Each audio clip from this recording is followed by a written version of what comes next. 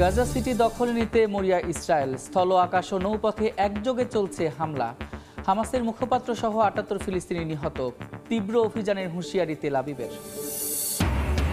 ইউক্রেনে আবারও রাশিয়ার ড্রোন হামলা। ওডেসায় বিদ্যুৎবিহীন প্রায় ৩০,০০০ বাসিন্দা। মার্কিন সতর্কতার পরও রুশ ভূখণ্ডে আঘাত হানার পরিকল্পনা জেলেনস্কির। আফগানিস্তানের পূর্বাঞ্চলে শক্তিশালী ভূমিকম্পে নিহতের সংখ্যা ছাড়ালো ৮০০, আহত ২৫০০। গ্রামের পর গ্রাম ধ্বংস, প্রাণহানি আরও বাড়ার শঙ্কা। এসসিও সম্মেলনে পশ্চিমা আধিপত্যের বিরুদ্ধে একজোট নেতারা, বিকল্প বিশ্ব ব্যবস্থার ডাক চীনা প্রেসিডেন্টের। পুতিন মোদি বৈঠকে সম্পর্ক জোরদারের ঘোষণা। গাজা সিটির উপকণ্ঠে তীব্র হামলা চালিয়ে যাচ্ছে ইসরায়েলি বাহিনী। এরই মধ্যে সেনারা শহরের কেন্দ্রের দিকে অগ্রসর হতে শুরু করেছে। শনিবার স্থানীয় সময় রাতে গাজার স্থল, আকাশ ও নৌপথে ব্যাপক হামলা চালানো হয়। এতে হামাসের মুখপাত্র আবু ওবেইদা সহ ৭৮ ফিলিস্তিনি নিহত হয়েছেন। দখলদার বাহিনীর আগ্রাসনের মুখে অনেক পরিবার এলাকা ছেড়ে পালিয়ে গেছে। তবে গাজা সিটি ছাড়লেও দক্ষিণে কোনো স্থায়ী আশ্রয় নেই বলে জানিয়েছে জাতিসংঘের ত্রাণ ও কর্মসংস্থান সংস্থা। গাজায় নেতানিয়াহু বাহিনীর আগ্রাসন যেন থামার নয়। প্রতিনিয়ত ত্রাণ নিতে গিয়ে প্রাণ হারাতে হচ্ছে নিরীহ ফিলিস্তিনিদের। স্থানীয় সময় রোববার উপত্যকাটির দেইর আর বালা শরণার্থী শিবির সহ বেশ কয়েকটি জায়গায় হামলা চালায় ইসরায়েলি সেনারা। এতে হতাহত হন বহু ফিলিস্তিনি। একই দিন ইসলাম মুহারেব আবেদ নামে এক সাংবাদিক ইসরায়েলি হামলায় নিহত হন।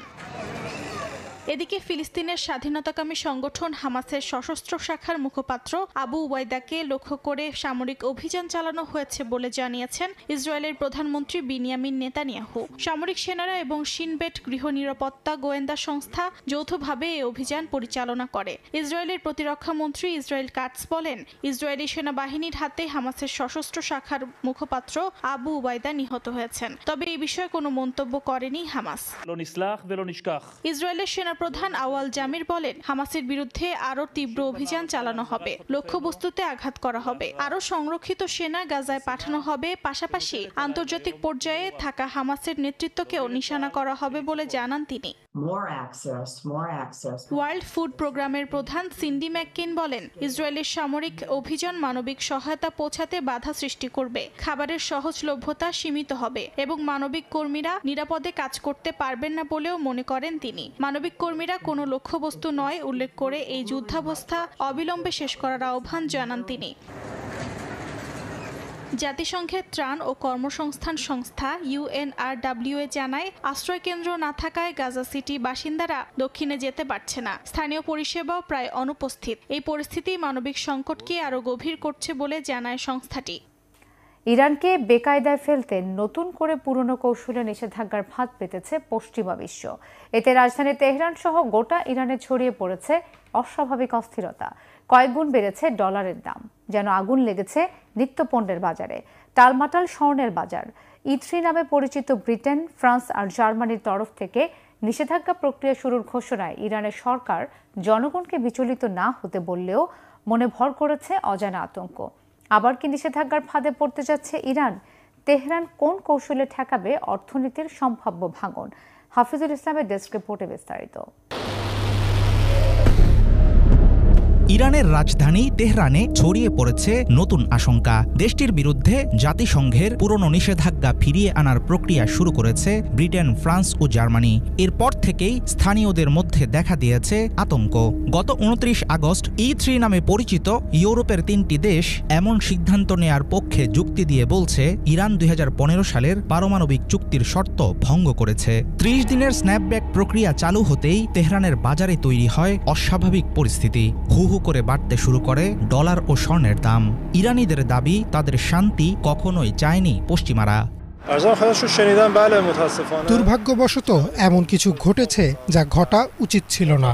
আমরা সুখে শান্তিতে ও আরামে বসবাস করি। পশ্চিমারা সেটা চায় না বলেই আমার বিশ্বাস।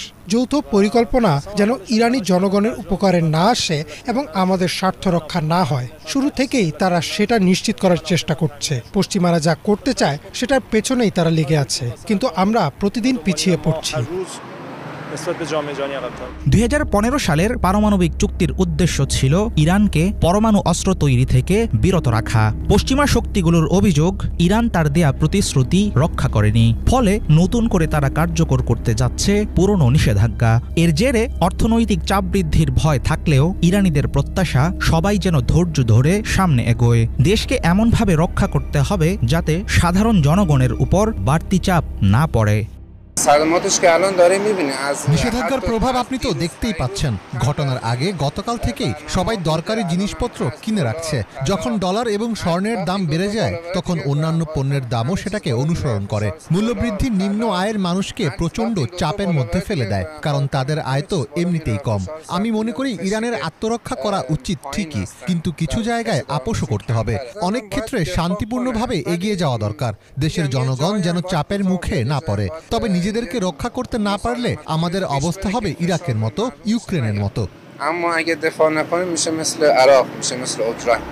জাতিসংঘের নিষেধাজ্ঞা আবার ফিরলে সংকটের মুখে পড়বে ইরানের ভঙ্গুর অর্থনীতি। স্থানীয়দের আশা, এমন পরিস্থিতিতে দেশটির শীর্ষ নেতৃবৃন্দ জনগণের সুবিধা অসুবিধার কথা বিবেচনা করেই পদক্ষেপ নেবেন। তবে প্রয়োজনে পারমাণবিক শক্তি ব্যবহারের অধিকার ইরানের আছে বলেও মনে করেন দেশটির বেশিরভাগ নাগরিক।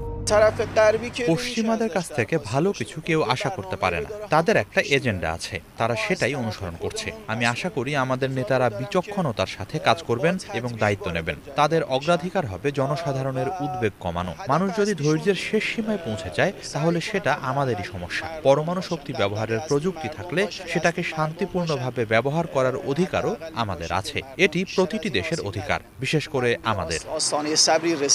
এর আগে ফ্রান্স, ব্রিটেন ও জার্মানি হুঁশিয়ারি দিয়েছিল তারা ইরানের উপর জাতিসংঘের নিষেধাজ্ঞা ফিরিয়ে আনার পথে হাঁটবে, কারণ 10 বছর আগে স্বাক্ষরিত পারমাণবিক চুক্তি এখন অকার্যকর হয়ে পড়েছে।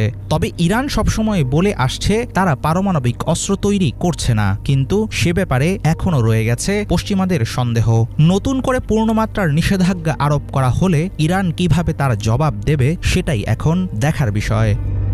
আবারও ইউক্রেনে ড্রোন হামলা চালিয়েছে রাশিয়া। এতে ওডেসার 4টি বিদ্যুৎ কেন্দ্র ক্ষতিগ্রস্ত হয়েছে, যার কারণে 29,000 মানুষ বিদ্যুৎহীন হয়ে পড়েছেন। ইউক্রেনের প্রেসিডেন্ট ভলোদিমির জেলেনস্কি জানিয়েছেন রাশিয়ার সাম্প্রতিক ড্রোন হামলার প্রতিশোধ হিসেবে তারা দেশটির গভীরে নতুন লক্ষ্যবস্তুর উপর আঘাত হানার পরিকল্পনা করছে। এদিকে সংঘাত বন্ধের আলোচনা চললেও ইউক্রেন যুদ্ধ দীর্ঘস্থায়ী হতে পারে বলে মন্তব্য করেছেন জার্মান চ্যান্সেলর। রাশিয়া ইউক্রেন যুদ্ধের জন্য ইউরোপকে দায়ী করেছেন ক্রেমলিনের মুখপাত্র দিমিত্রি পেসকভ। স্থানীয় সময় রোববার ইউক্রেনে ড্রোন হামলা চালায় রাশিয়া। এতে দেশটির ওডেসার 4টি বিদ্যুৎ কেন্দ্র ক্ষতিগ্রস্ত হয়। বিদ্যুৎবিহীন হয়ে পড়েন হাজার হাজার বাসিন্দা। তবে ইউক্রেনের সেনাদের দাবি 142টি ড্রোন হামলার 132টি ইট ভূপাতিত করতে সক্ষম হয়েছে তারা। এদিন ভলোদিমির জেলেনস্কি তার শীর্ষ কমান্ডার আলেকজান্ডার সিরস্কির সঙ্গে বৈঠকের পর সামাজিক যোগাযোগ মাধ্যমে নতুন হামলার পরিকল্পনা নিশ্চিত করেন। বলেন এগুলো রাশিয়ার গুরুত্বপূর্ণ তেল পরিশোধনাগার ও পাইপলাইনের মতো অবকাঠামোকে লক্ষ্য করবে। এদিকে ক্রেমলিনের মুখপাত্র দিমিত্রি পেসকভ যুদ্ধ চলার জন্য ইউরোপকে দায়ী করছেন। তিনি বলেন ইউরোপের অস্ত্র সরবরাহ যুদ্ধকে দীর্ঘায়িত করছে এবং মার্কিন প্রেসিডেন্ট ডোনাল্ড ট্রাম্পের শান্তি প্রচেষ্টাকে বাধাগ্রস্ত করছে। ইউক্রেন যুদ্ধ এখনো দীর্ঘস্থায়ী হতে পারে আশঙ্কা প্রকাশ করেছেন জার্মান চ্যান্সেলর ফ্রেডরিক মের্জ। তিনি বলেন যদি ইউক্রেন আত্মসমর্পণ করে তৎক্ষণাৎ যুদ্ধ শেষ করা সম্ভব হবে, তবে পরবর্তীতে দেশটি ঝুঁকির মুখে পড়বে। লেবাননের নাবাতিয়া গ্রামে হামলা চালিয়েছে ইসরায়েলি সেনারা। স্থানীয় সময় রোববার এই হামলা চালায় নেতানিয়াহু বাহিনী। ইসরায়েলি সেনারা জানিয়েছে হিজবুল্লাহর ভূগর্ভস্থ সামরিক অবকাঠামো লক্ষ্য করে হামলাটি চালানো হয়। এতে দেশটির আল শাব এলাকায় একটি ভবন ধ্বংস হয়, যা হিজবুল্লাহর সামরিক কর্মকাণ্ডের জন্য ব্যবহৃত হতো। ইসরায়েলি সেনারা দাবি করে এই ভবনে হিজবুল্লাহর এক সদস্য বসবাস করতেন, যাকে 1 সপ্তাহ আগে অভিযানে হত্যা করা হয়েছিল। নতুন একটি ক্ষেপণাস্ত্র কারখানা পরিদর্শন করেছেন উত্তর কোরিয়ার সর্বোচ্চ নেতা কিম জং উন। ক্ষেপণাস্ত্রের গণ উৎপাদন ত্বরান্বিত করার পরিকল্পনার অংশ হিসেবে এই উদ্যোগ বলে জানিয়েছে রাষ্ট্রীয় গণমাধ্যম। কোরিয়ান সেন্ট্রাল নিউজ এজেন্সি জানায় রোববার কিম কারখানাটি পরিদর্শন করেন এবং সেখান থেকে তিনি চীনের সামরিক কুচকাওয়াজে যোগ দিতে রওনা হন। যদিও কারখানার সঠিক অবস্থান জানানো হয়নি। ধারণা করা হচ্ছে এটি জাগান প্রদেশে অবস্থিত, যেখানে দেশটির প্রধান অস্ত্রশিল্প স্থাপনাগুলো গড়ে উঠেছে এবং যা চীনের সীমান্তবর্তী এলাকা। যুক্তরাষ্ট্রের কলোরাডোর উত্তর পূর্বাঞ্চলে একটি বিমানবন্দরে অবতরণের সময় দুটি ছোট বিমান সংঘর্ষের ঘটনা ঘটেছে।